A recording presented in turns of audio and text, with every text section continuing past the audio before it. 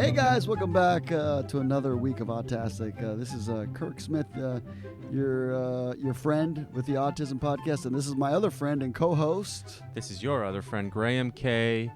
Hey everybody, welcome back to another week of Autastic, the Comedian's Guide to Autism. I got an autistic bro. Kirk's got an autistic son. Kirk is, as you know, on the seas. You guessed it, folks. I am in my apartment in Brooklyn. My girlfriend is moving in. Everything is intense. My bedroom is now my living room. My living room is now my bedroom. You're doing two moves for the price of one. You're moving and then moving again. That's the Graham way. My girlfriend got a job in L.A., so we're going to move to L.A. in 3.5 months. Going to have to buy a car at the most expensive time in the world to buy a car. It's also the most expensive time in the world to sign a lease in human history. For an apartment. Graham Hates Money is the name of this podcast. I invested a little bit of money in stocks a year ago, and I invested at the highest point possible and thinking of pulling out now at the lowest point possible because I need the money. So it's just sort of a buy high, sell low life, you know? That's you're staying on brand. I feel like that's true to true Graham character. Right. Oh, if there's any background, if you can hear the background, folks, that's not my fault. That's Kirk's fault. Yeah. He's on the high seas. I apologize. His little room is a Wi-Fi dead spot, so he is. They're like, how could we make this this windowless room a little harder to be in? How about no Wi-Fi? So I'm outdoors in the smoking section. Full disclosure, I don't really smoke at all, but this was the quietest place I could find. So there's not a lot of smokers today. So people just walking by making faces at me from my show last night. Right. But and you're just holding a microphone. You look like an insane person. They don't see the recorder. This guy can't get enough of it. Yeah. Is he doing a comedy show out here? By him to the wind? I have a joke where I say I look like an off-duty cop unless you're from the South, and then I look like a failed youth pastor. And so there's random people walking by me saying, "Hi, Pastor." It's kind of funny. So if you hear that in the background, that's what's happening. That's stolen valor from your dad. Your dad, who's the actual pastor. And grandpa and great-grandpa and brother and uncle. And yeah. How's your week this week, Graham? Do you have an exciting week with old Peter? Pedro. I think that's Pieter. The Latin. Actually, Peter is one of the few names that sounds almost the same in Slovakian. Peter. Yeah. Really? Oh, that is very close. That is very close. And anyway, Pete's good. I went home for my birthday. Peter's birthday is like 5 days after mine, so we had like a joint birthday party, like we were 12 years old. Some family came over, some Boston cousins. Pizza, or what did you guys do? We had a open garage driveway party with coolers and whatever, with some family and some cousins who are family obviously, and some family friends, and it was a lot of fun. And there's like I realized I hadn't seen some of those aunt and uncles in 2 years, 2 friggin' years. Crazy stuff. And it was lovely to see them, you know. And Pete was he was tickled pink. He had a great time. He drank a few beers. We watched Power Rangers on the computer. He loved his gift. It was great to be home, see my family. On my birthday, I got to have breakfast with my mom. And then I flew to New York, and I had a dinner with all my friends and my girlfriend, and then we went to a bar after. It was a fantastic birthday. As for my brother, his birthday was Sunday, so that we're recording on, what was this, Tuesday? Tuesday. So 2 days ago was his birthday. He had the best birthday. He had, he just basically, he doesn't like to stay over at my parents' house. He feels like it's an encroachment on his independence. However, he doesn't want to get stuck. I remember. Let me look up the text.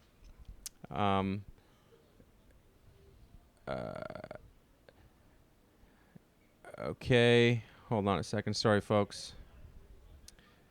Oh man, this is usually my move. I know. This is usually my move. Stumbling around, making a little bit of noise, chewing ice into the microphone. So he goes, so my mom sent me on Saturday, birthday pizza.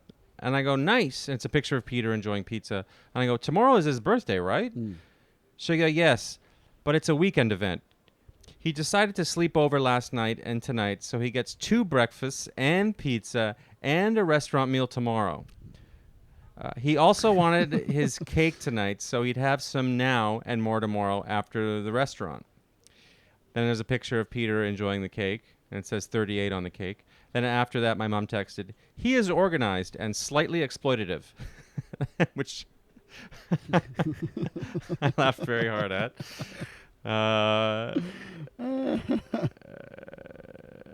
You know what he's doing? He's doing that LA hot girl move where he has a He's birthday had a birthday week. week. The man month. had a birthday week. And then my mom texted last night on Sunday. The end of the birthday weekend, we drove Peter to his place to drop off very important leftovers, score cake, steak, and noodles for tomorrow. And then we drove on to Milestones, where he ordered a garlic Caesar salad, steak frite, which he pronounced fritsies, and wolfed everything down. Was happy and said he had a great weekend. That makes me so happy. Oh, that's great. And this is what, 36 for him? What is 38. 38. Yeah, I know. It's nuts. I think when you first met him, he was like 33, 32. 6 years ago. Yeah, this podcast has been going 6 years, so yeah. It's crazy. Yeah, crazy. Crazy. I had a call today with the little man at JJ. And his aide, he has an aide that is, he's working on his English, which in his defense is better than my Swedish. But he says things a little funny. He was like, he's been having a food mania where he's trying to find food all over the place. I'm like, what do you mean? Isn't he always kind of like that? He's like, no, now it's more than usual. So I guess he had a couple days of really searching out food. And then I had a weird kind of deja vu. I didn't do a double take, but there was a kid at my early show yesterday, headphones, the big over-the-ear, over-the-ear headphones. Yeah. And iPad with the foam padded corners, the giant iPad where it's like in the blue, and kind of that body shape like JJ where he's got shaved head, and then a little bit hunched over, but a big man. And I looked, for a second, it looked like JJ, and then I looked closer, and it wasn't him. But it was really funny how close it was. And the guy, sure enough, the dad came up after the show and was like, that was great. I really, want your book. And it was really great. He tried to get, well, I won't say people's names, but the kid to say hi. And he, it's just like JJ. Didn't want to touch, didn't want eye contact, didn't want to be, it was very, very cute.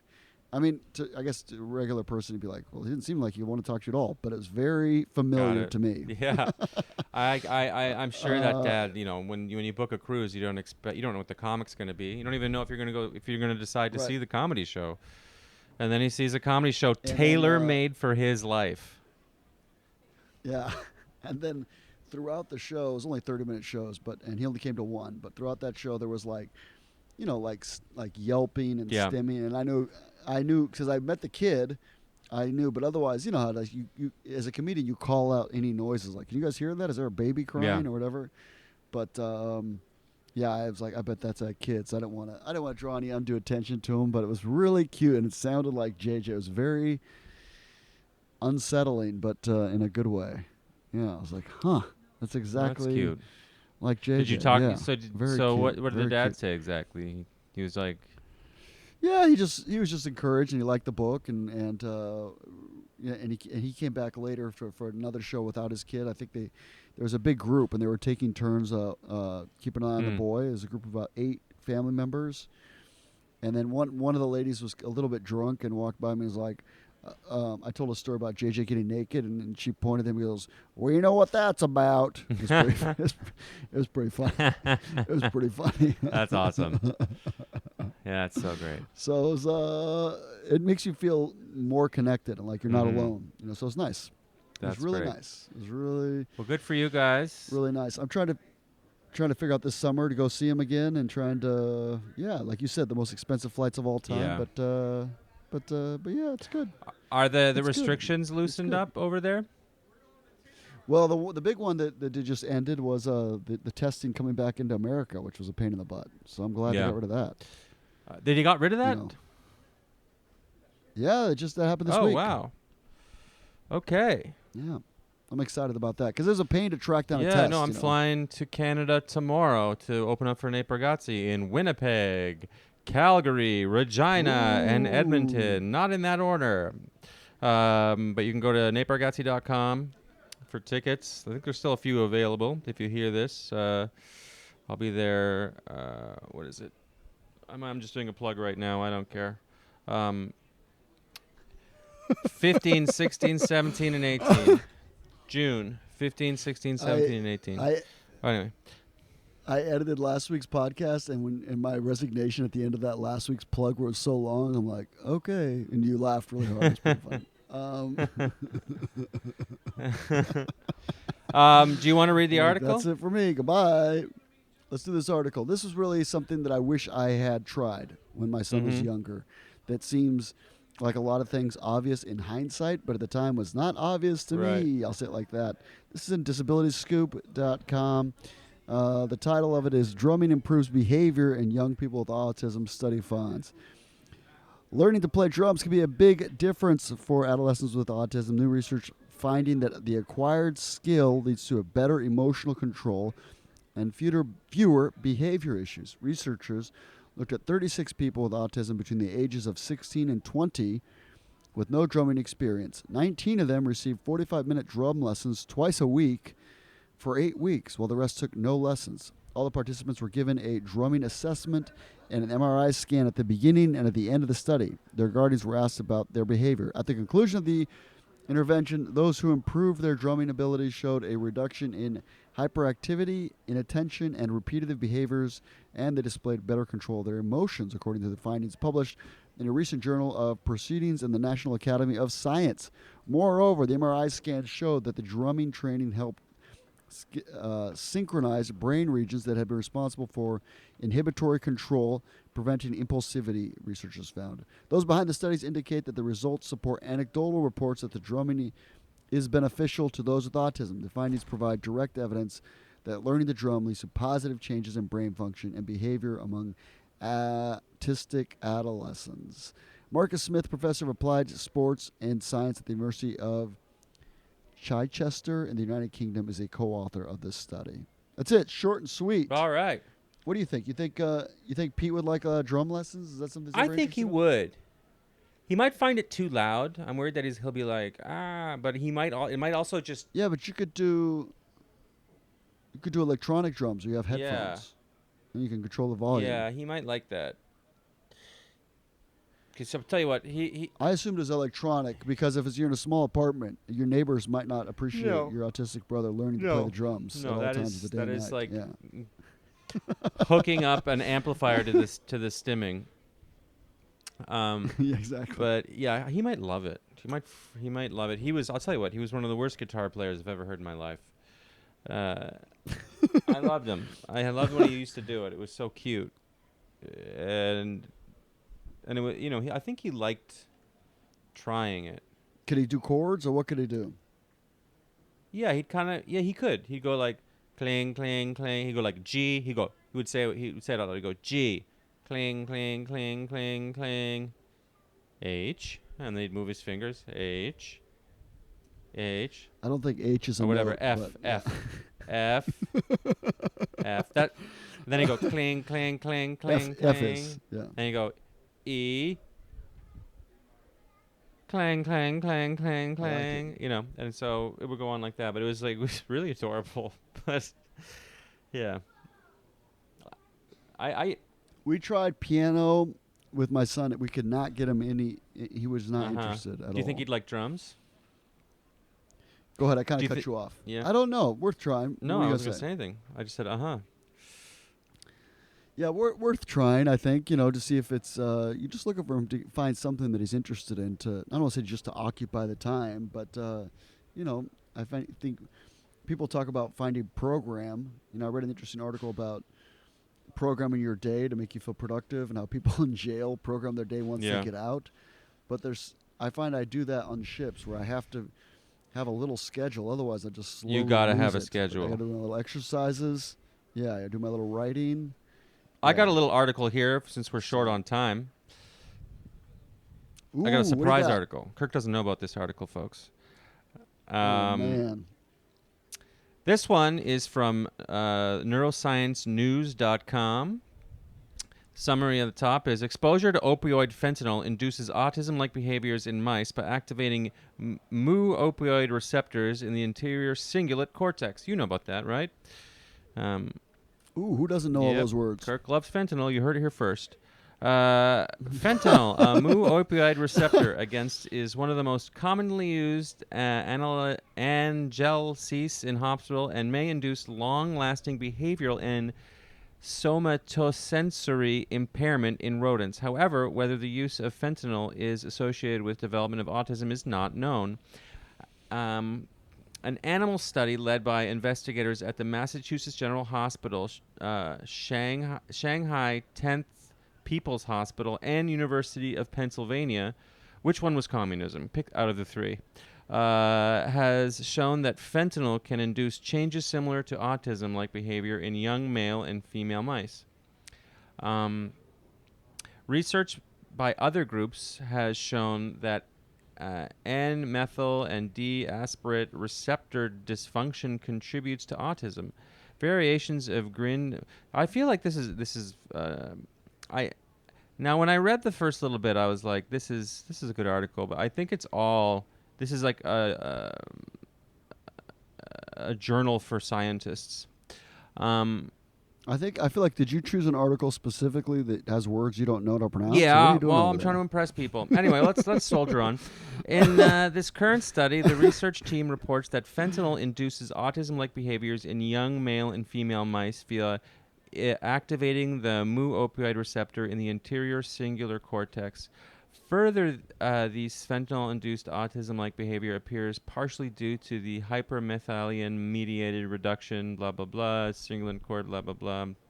Because the anterior cingulate cortex is a hub for mediating social information, we focused on the expression of blah, blah, blah. We found fentanyl decreased expression of GRIN2B in anterior cingulate cortex. The overexpression of GRIN2B prevents fentanyl-induced autism-like behavior in mice. These findings suggest a potential mechanism to prevent or treat the autism-like behavior. I'm going to say that again. These findings suggest a potential mechanism to prevent or treat the autism-like behavior, says Shen. The group conducted experiments using an open field test in which a mouse can walk inside a box and an elevated plus maze in which a mouse can walk in an elevated platform to detect the anxiety and stereotyped behaviors of mice, using a 3-chamber social preference test in which a mouse can interact with another mouse. They also assess potential social deficits. We use these tests because impaired social interaction, stereotyped behaviors, and anxiety are the key feature of autism-like behaviors in mice, says Xiao Zheng, co-first author of the paper. Sheng is a graduate student in Shanghai 10th People's Hospital. However, the changes of mice in these behavioral tests do not equal autism in humans. These behavioral tests are only used to study the autism-like behaviors in mice because they can demonstrate certain features of behavior changes similar to the manifestation of autism. Qidong Liu, PhD, co-first author, and assistant professor at Shanghai 10th People's Hospital. Let me fast forward to the end here. All right. Results. Fentanyl-induced autism-like behaviors in both young male and female mice downgraded protein amounts in the anterior singular cortex through hyperthalatation of GRIN2B, the mu opioid receptor antagonist naxalone, and overexpression of GRIN2B in anterior cingulate cortex attenuated the fentanyl-induced effects, whereas Damgo... I don't even understand what I'm saying anymore. Conclusions. These data suggest that fentanyl induces autism-like behaviors in young mice via an epigenetic mechanism. Further research is required to determine possible clinical relevance to autism risk. So basically, Kirk, it sounds like fentanyl is inducing autism-like behaviors in these mice, and they can reverse engineer it and figure out maybe what is causing the autism. That's pretty neat. I don't know, if anyone was helped by that article or just I don't know if anyone's still listening after that article, entertained but if you are, we love by you. me being confused by it. But the point being is there is exciting new things being discovered every day. Yeah, no, it's great. Things to remain All hopeful. the little science helps. Yeah. Yes, I agree. If we're going to do a third trifecta article, there's a quick. I'm just going to mention a plug. I'm not going to read it, but there's a cute article in Today.com that's got a young kid with autism who the Today Show highlighted the phrase "Let's go, Brandon" made one little boy with autism feel loved. His name's Brandon, obviously, and so he was like, "They're cheering for me." It's a little black boy, really cute little kid. Which is really kind of funny and ironic and hilarious and awesome. So the phrase used by Donald Trump supporters to show their dislike of Joe Biden was inadvertently making a 9-year-old boy with autism feel loved and supported. Brandon Bungeldage was diagnosed with autism when he was 3 years old. The autism presents itself in social anxiety. He's very fearful of a lot of things, like being around talking to people. His mom said he stutters and will talk with his hand over his mouth. He thinks he can catch the stutter as it comes out. Oh, my gosh, that's cute. The mother, 50, has 4 kids, 3 of which were diagnosed with autism. Since traveling via plane presents a challenge, the Minnesota family did their vacations in RVs. I'm going to jump ahead to the part that makes me... They're marching to spring date to Houston, Texas to attend a Houston livestock show and rodeo. She suddenly noticed that her usually shy, anxious son started to act uncharacteristically outgoing. We're in an RV park, and my son kept saying, "Mommy, these people here love me." And I was like, "Boy, what are you talking about?" And he said, "They got my signs up everywhere. They're waiting for me to get here. I just saw the sudden confidence come over him." First, Brandon told his mom he wanted to get into the RV park's pool. He's afraid to go. He might drown in the tub when I bathe him. He doesn't like to shower because he's scared of water. It'll get in his eyes. Suddenly, he wanted to go in the pool. Then Brandon asked his mom if he could take his bike's training wheels off. Shortly thereafter, he's walking up to strangers saying hello God. and telling them how he was doing in school. So you're saying, I think if you read anything, is harsh politics is the answer to everybody's problems. That doesn't say that. Telling him how he's doing. Then, to his mother's shock, he tried to ride his brother's hoverboard. I didn't even know what was happening to my child. First, he was scared. Hell, now I'm scared. I have no idea what's going on. Finally, during a ride in the golf cart around the RV park, Brandon told his mom to suddenly stop. He pointed and said, "Mom, did you spot my sign?" And I looked up and I saw, "Let's go Brandon" flag. The phrase "Let's go Brandon" became blah, blah, blah. Anyway, it's very cute. That is the funniest thing I've ever heard in my life. It is so layered. The mother is nervous for several reasons. It's pretty funny. Oh, pretty my funny. God. One of us has to write a joke about article, that. I'm going to try too. But I'm guessing you'll be better who at knows? it. Yeah. I think we both are allowed to write articles about it. Articles, jokes. As always, if you have articles you'd like us to read or share with us, send it to us at autasticpodcast@gmail.com. Can I say something? I am so What do you got, buddy? angry at you that you made me read that boring article when you had the most amazing article I've ever heard in my life up your sleeve. Just to be clear, you're angry at me. You interrupted me without telling me there was going to be one, and then just started talking. Well, I didn't about know it, there was and going to be a that's my second fault? article. You never have backup articles. I never have backup articles. There was 15 minutes. We got to do at least 20 minutes on the podcast. We had 5 minutes to kill. Well, I thought I was saving the podcast. You should have been like, I felt like I had you to should have save been the like, man, podcast. stop there, right? Please stop saying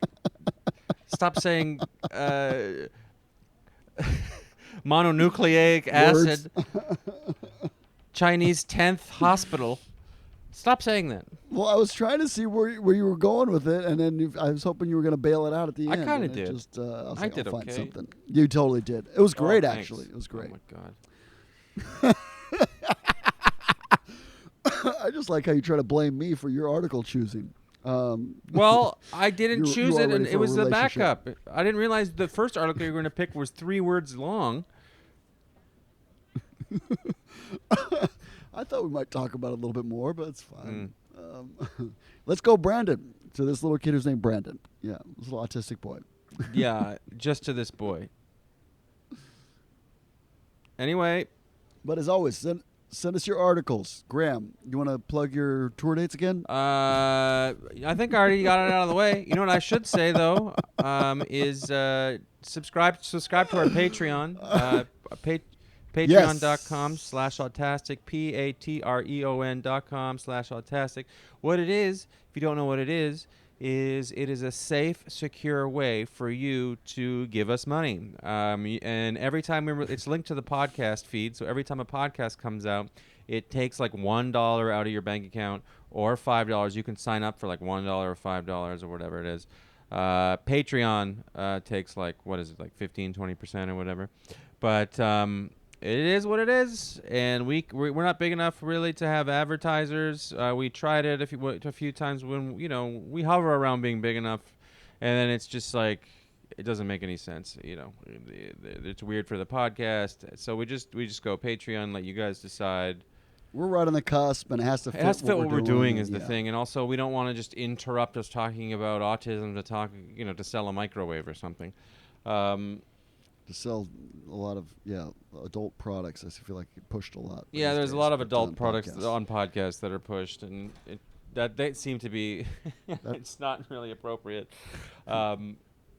Anyway, love you guys. Thank you so much for listening. I got a note quickly from one of our listeners saying that this podcast helped him find his wife. They just got married, and he said, since I started listening to the podcast, you helped me connect with my wife, and now I have a kid. Wow, I like that. Yeah. Why are you burying that under the nucleic acid article? He wrote, "Thanks again for all you do, Graham. Since I found your podcast, I married Jessica, bought a home, and got a puppy. You were a big part of it all, and I appreciate you." And I go, "Oh my goodness, congratulations. Although I didn't help you buy a place." And then I go, "If I did, I got to show myself how." And he wrote, something helped me achieve something made me a better man, blah, blah, blah. That's awesome. Way to gloss over the nice stuff. Great guy. His name's Grant. Longtime listener. Sometimes comes to shows. He's killing it in life. I'm proud of you, Grant. Good for you. It's awesome, man. All right.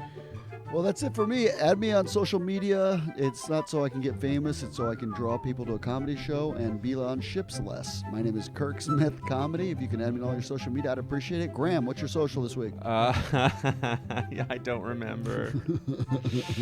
Mr. Graham K. Mr. Graham K. And OK Graham K on TikTok.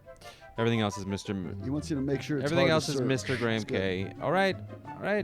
Leave me alone. Have a great week, guys. You did great, Graham. Have a great week, guys. You can do it.